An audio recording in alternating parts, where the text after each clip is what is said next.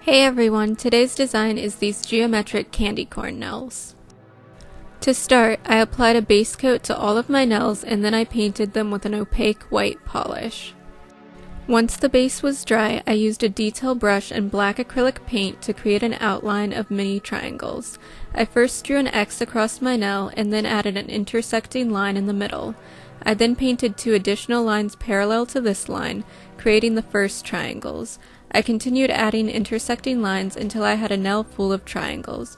Obviously, depending on the length and shape of your nails, you may need to adjust the size and location of your triangles. After I had outlined all of the triangles, I used orange paint to add a large stripe to the middle of each one. Even though I used a white base, I also added white to the top portion of each triangle to make the color more uniform. I then used yellow to paint the bottom of each candy corn. I then went back over the lines with black to fix the portions of the outline that had been painted over.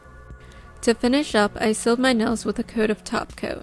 Since the entire top layer of this design was acrylic paint, I added a second layer of Topcoat to smooth the surface out a bit more. I hope you all liked this design and leave a comment letting me know what other fall-themed manis you'd like to see.